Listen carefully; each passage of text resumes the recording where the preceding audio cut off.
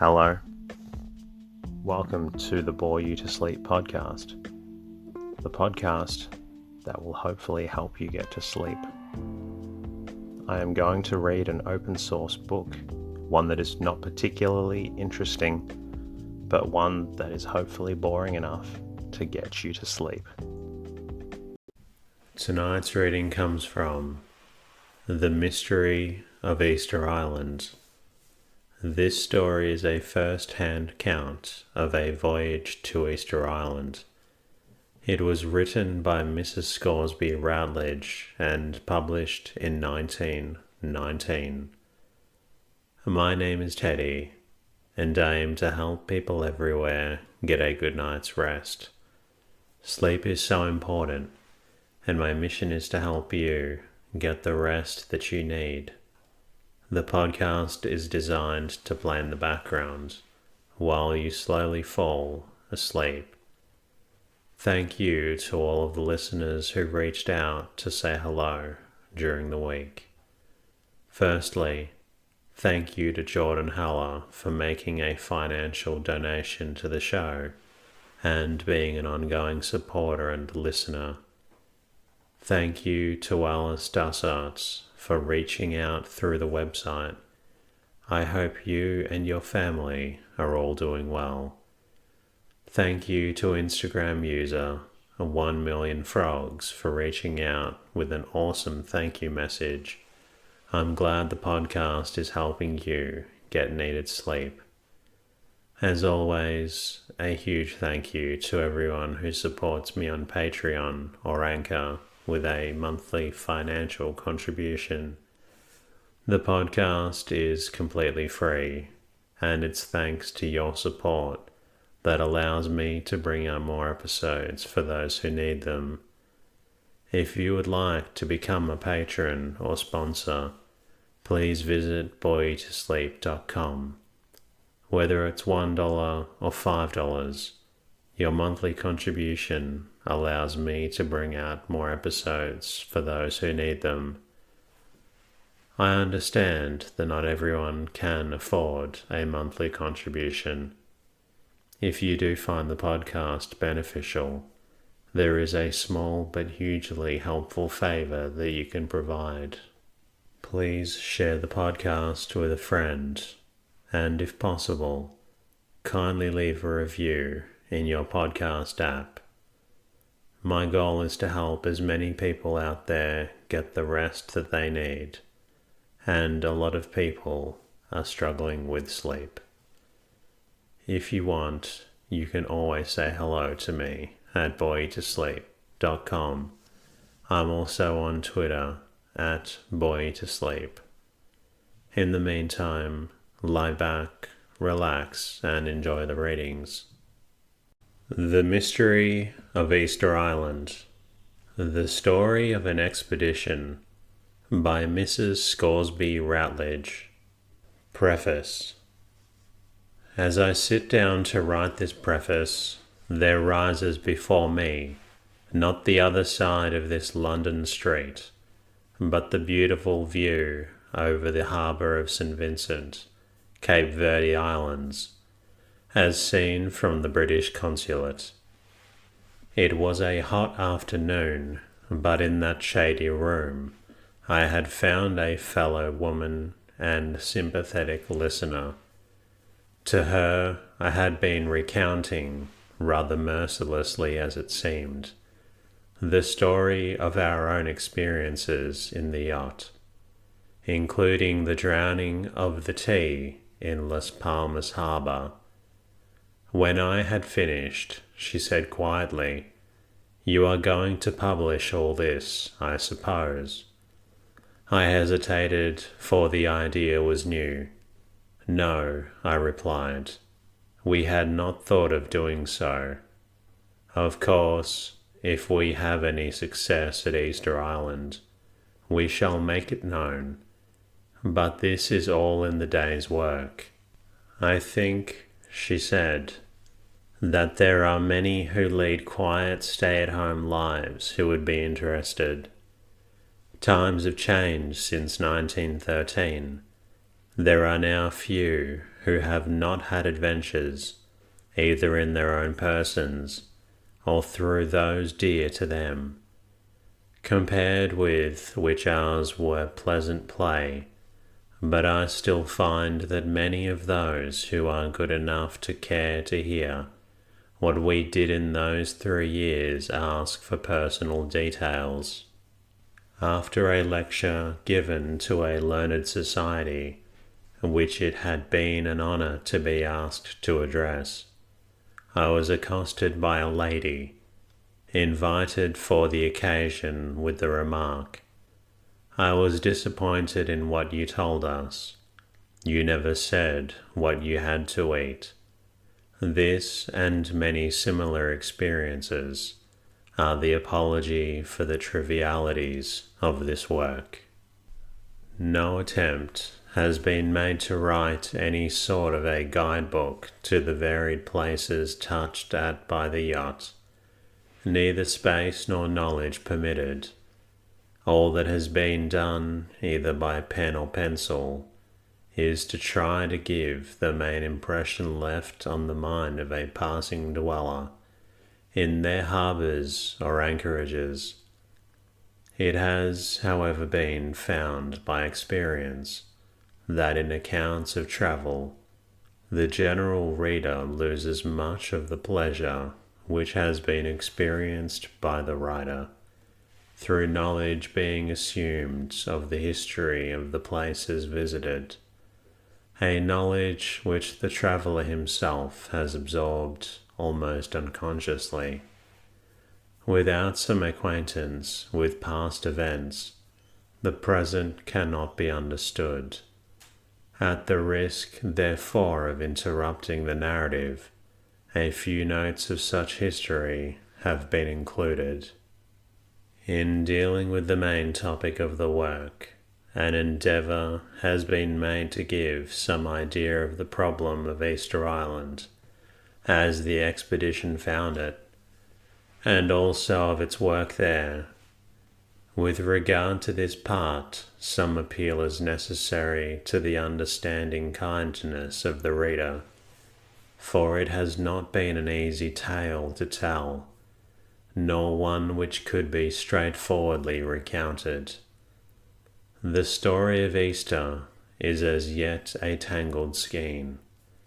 The dim past to which the megalithic works bear witness, the island as the early voyagers found it, its more recent history and present state, all of these are intermingled threads, none of which can be followed without reference to the remaining clues. For those who would have preferred more scientific and fewer personal details, I can only humbly say wait. There is another volume in prospect with descriptions and dimensions of some 260 burial places on the island, thousands of measurements of statues and other really absorbing matter. The numerical statements in the present book, dealing with archaeological remains, must be considered approximate till it has been possible to go again through the large collection of notes. It is fairly obvious why the writing of this story has fallen to the share of the sole feminine member of the expedition. I had also what was, in spite of all things, the good fortune to be 14 weeks longer on the island than my husband. They were fat weeks too, when the first lean ones with their inevitable difficulties were past, and the unsettlement towards the end had not arrived. He has, I need hardly say, given me every assistance with this work. Generally speaking, all things which it is possible to touch and handle, buildings, weapons and ornaments, were in his department, while things of a less tangible description, such as religion, history, and folklore fell to my lot. Those who knew him will recognize his touches throughout, and the account of the last part of the voyage, after my return to England, has been written by him. The photographs, when not otherwise stated, are by members of the expedition. The drawings are from sketches made by the author. Those of the burial places are from notebook outlines made in the coursework. The diagrams of the houses and burial places are by my husband. We are deeply grateful, both personally and on behalf of the expedition, for all the aid, both public and private, extended to our work in the interests of science. We hesitate to allude to it in detail in connection with what may, it is to be feared, seem an unworthy book, but we cannot refrain from taking this, the earliest opportunity of acknowledging our obligations. The Admiralty lent the expedition a lieutenant on full pay for navigation and survey. The Royal Society honoured it by bestowing a grant of £100, and the British Association by appointing a committee to further its interests, accompanied by a small gift. Valuable scientific instruments were lent by both the Admiralty and Royal Geographical Society. We are indebted to Sir Hercules Reid and Captain T.A. Joyce of the Ethnological Department of the British Museum for the initial suggestion and much personal help. In our own University of Oxford, the practical sympathy of Dr. Marrett has been fully given from the time the project was first mooted till he read the proofs of the scientific part of this work. We owe more to such encouragement for any success attained than perhaps he himself realizes. Mr. Henry Balfour has placed us, and all who are interested in the subject, under the greatest obligation for his work on our results, which has thrown a flood of light onto the culture of Easter Island, and has, in perhaps greater degree than anything else, made the expedition seem worthwhile. Dr. Rivers of Cambridge kindly undertook the position of correspondent in connection with the committee of the British Association, and has put at our disposal his great knowledge of the Pacific. Dr. Haddon has also been good enough to allow us to avail of his intimate acquaintance with its problems. Dr. Corney has rendered constant and unique assistance with regard to the accounts of Easter Island. Our thanks are due to Dr. Seligman for kind interest, to Professor Keith for his report on the 2 Pitcairn Islanders who returned with the yacht, and his examination of our osteological collection, to Dr. Thomas of the Geological Survey for his report of the rocks brought back, and not least to Mr. Sidney Ray, who has given most valuable time to our vocabularies of the language. With regard to our journeyings and labours in the field, we are under great obligation to Mr. Edwards, the Chilean minister in London, through whose representations his government were good enough to grant us special facilities in their ports. The expedition owes much to Messrs. Balfour and Williamson of London, and the firms connected with them in Chile, California, and New York, most especially to Messrs. Williamson and Balfour and Valparaiso for their permission to visit Easter Island and help throughout. We are also very grateful to the manager of the ranch, Mr. Percy Edmonds, for his practical aid on the island. It has been impossible in the compass of this book to express our gratitude to all of those who gave help and hospitality on both the outward and homeward voyage. We can only ask them to believe that we do not forget, and that the friendship of many is, we trust, a permanent possession. For professional help in the production of this book, it is a pleasure to acknowledge the skill and patience of Miss A. Hunter, who has assisted in preparing the sketches, and of Mr. Gear, President of the Royal Photographic Society, who has worked up the negatives. Also Mr. F. Batchelor of the Royal Geographical Society, who has drawn all the maps.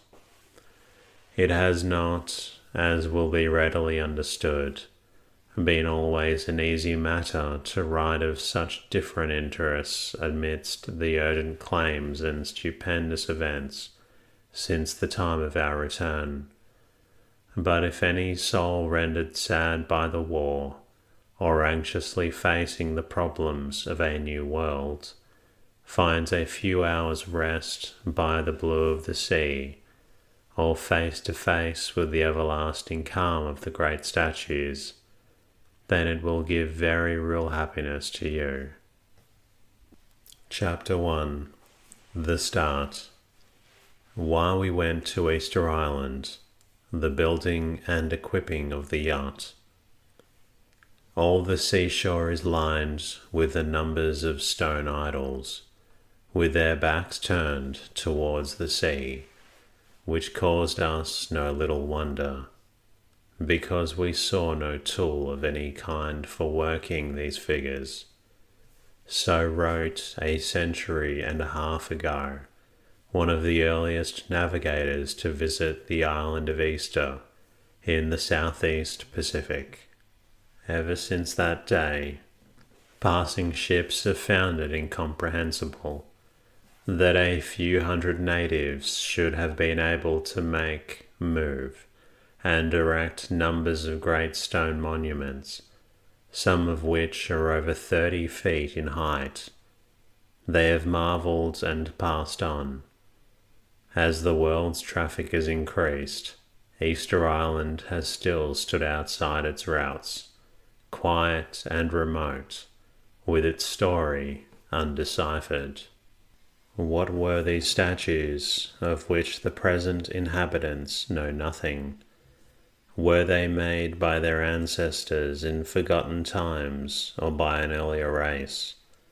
Whence came the people who reached this remote spot? Did they arrive from South America, 2 miles to the eastward, or did they sail against the prevailing wind from the distant islands to the west? It has even been conjectured that Easter Island is all that remains of a sunken continent. 50 years ago, the problem was increased by the discovery of this mysterious land of wooden tablets bearing an unknown script. They too have refused to yield their secret.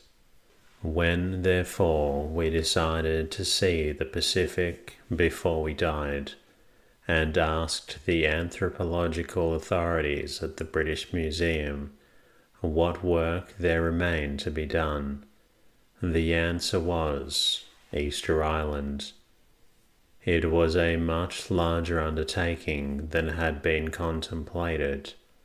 We had doubts of our capacity for so important a venture, and at first the decision was against it. But we hesitated and were lost. Then followed the problem how to reach the goal. The island belongs to Chile, and the only regular communication, if regular it can be called, was a small sailing vessel sent out by the Chilean company, who used the island as a ranch. She went sometimes once a year, sometimes not so often, and only remained there sufficient time to bring off the wool crop. We felt that the work on Easter ought to be accompanied with the possibility of following up clues elsewhere in the islands, and that to charter any such vessel as could be obtained on the Pacific coast, for the length of time we required her, would be unsatisfactory, both from the pecuniary standpoint and from that of comfort.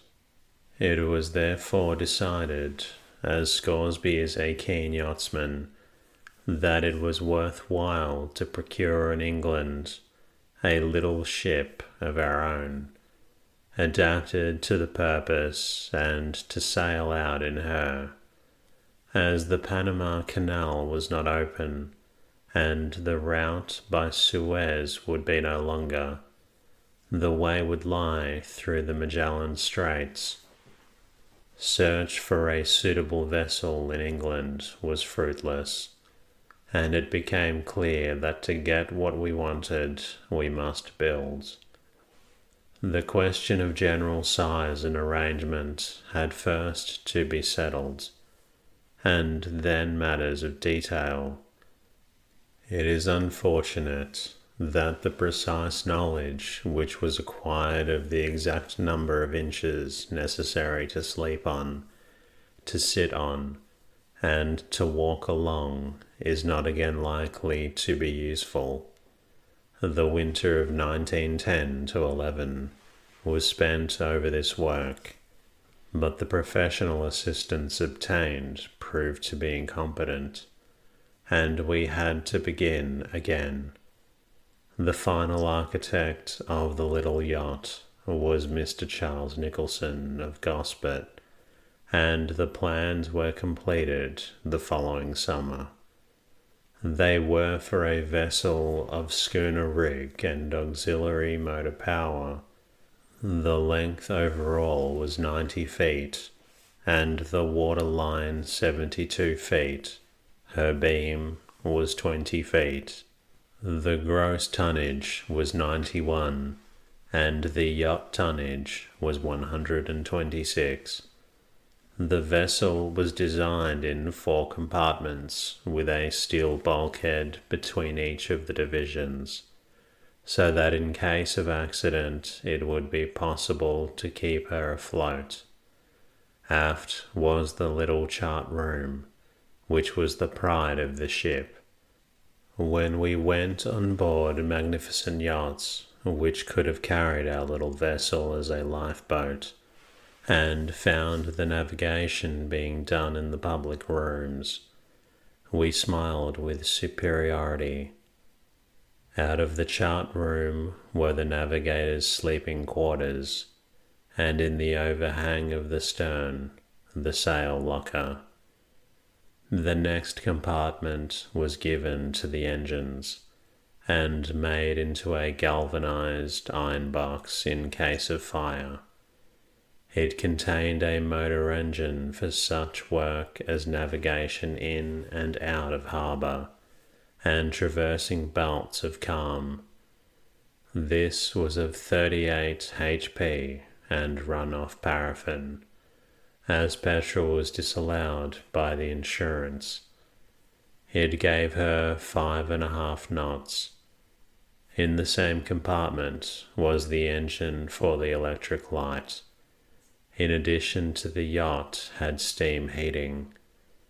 The spaces between the walls of the engine box and those of the ship were given to lamps, and to boatswain's stores. Then came the centre of the ship, containing the quarters of our scientific party. The middle portion of this was raised 3 or 4 feet for the whole length, securing first a deck house, and then a heightened roof for the saloon below, an arrangement which was particularly advantageous, as no portholes were allowed below decks, leaving us dependent on skylights and ventilators. Entering from without, 2 or 3 steps led down into the deck house, which formed part of the saloon, but at a higher level. It was my chief resort throughout the voyage. On each side was a settee, which was on the level of the deck, and thus commanded a view through portholes and door of what was passing outside. One of these settees was served as a berth in hot weather. A small companion connected the deck house with the saloon below. The latter ran across the width of the ship. It also had full-length settees both sides, and at the end of each was a chiffonier. On the port side was the dinner table, which swung so beautifully that the fiddles were seldom used, and the thermos for the navigating officer could be left happily on it all night.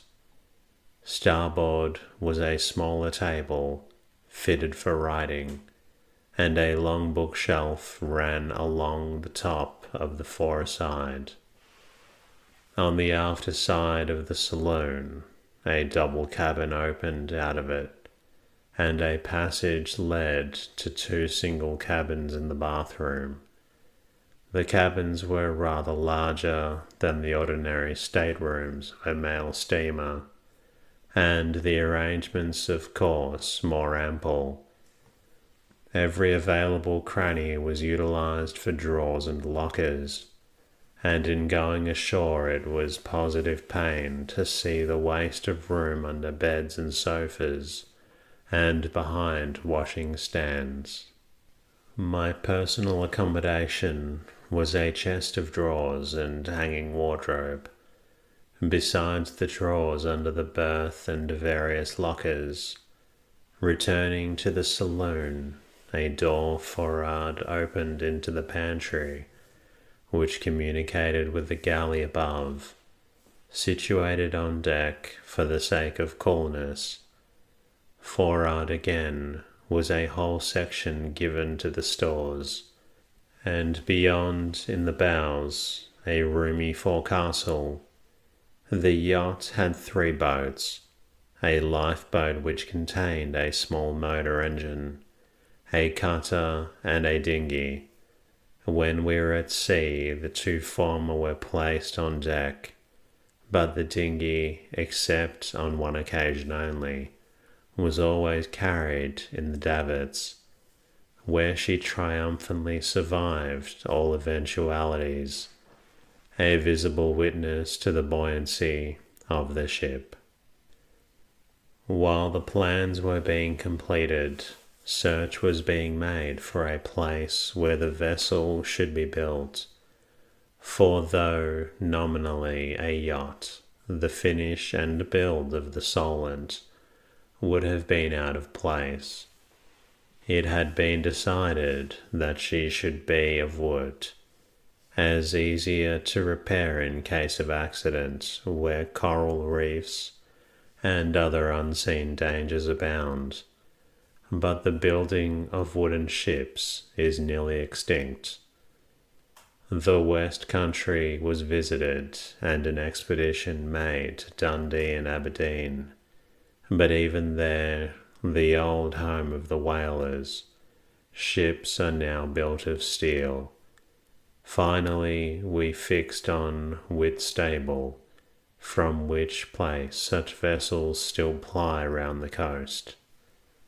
The keel was laid in the autumn of 1911, and the following spring we took up our abode there to watch over her, and there in May 1912 she first took the water, being christened by the writer in approved fashion. I name this ship Mana, and may the blessing of God go with her and all who sail in her, a ceremony not to be performed without a lump in the throat. The choice of a name had been difficult. We had wished to give her one borne by some ship of Dr. Scoresby, the Arctic explorer, a friend of my husband's family whose name he received, but none of them proved to be suitable. The object was to find something which was both simple and uncommon. All appellations that were easy to grasp seemed to have been already adopted, while those that were unique lent themselves to error. How would it do in a cable was the regulation test. Finally, we hit on mana, which is a word well known to anthropologists, and has the advantage of being familiar throughout the South Seas. We generally translated it somewhat freely as good luck. It means more strictly supernatural power. A Polynesian would, for instance, describe the common idea of the effect of a horseshoe by saying that the shoe had mana. From a scientific standpoint, mana is probably the simplest form of religious conception. The yacht flew the burgee of the Royal Cruising Club. From the time the prospective expedition became public, we received a considerable amount of correspondence from strangers. Some of it were from those who had special knowledge of the subject and was highly valued. Other letters had a comic element, being from various young men who appeared to think that our few births might be at the disposal of anyone who wanted to see the world.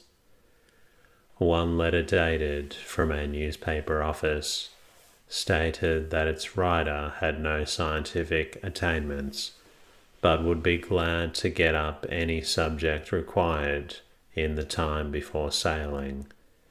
The qualification of another for the post of steward was that he would be able to print the menus and ball programs.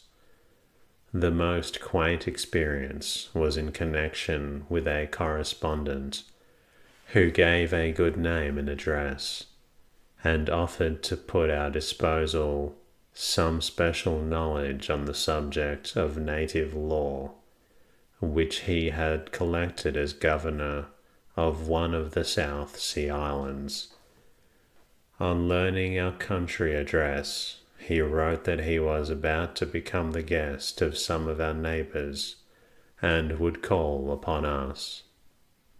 It subsequently transpired that they knew nothing of him, but that he had written to them giving our name. He did in fact turn up at our cottage during our absence, and obtained an excellent tea at the expense of the caretaker. The next we heard of him was from the keeper of a small hotel in the neighbourhood of Whitstable, where he had run up a large bill on the strength of a statement that he was one of our expedition, and we found later that he had shown a friend over the yacht while she was building, giving out he was a partner of her husband. We understand that after we started, he appeared in the county court at the instance of the unfortunate innkeeper. After much trouble, we ultimately selected 2 colleagues from the older universities. The arrangement with one of these, an anthropologist, was unfortunately a failure, and ended up at the Cape Verde Islands. The other, a geologist, Mr. Frederick Lowley Corrie, took up intermediate work in India, and subsequently joined us in South America. The Admiralty was good enough to place at our disposal a lieutenant on full pay for navigation, survey, and tidal observation. This post was ultimately filled by Lieutenant D.R. Ritchie. With regard to the important matter of the crew, it was felt that neither merchant, seaman, nor yacht hands would be suitable, and a number of men were chosen from the low-staffed fishing fleet. Subsequent delays, however, proved deleterious. The prospective dangers grew in size, and the only one who ultimately sailed with us was a boy, Charles C. Jeffrey, who was throughout a loyal and valued member of the expedition. The places of the other men were supplied by a similar class from Brixham, who justified the selection. And that concludes tonight's readings. I hope you enjoyed listening to this story, and I hope that you're feeling a little drowsy. If you're not quite tired yet, please feel free to listen to another episode of the Boy to Sleep podcast. Until then,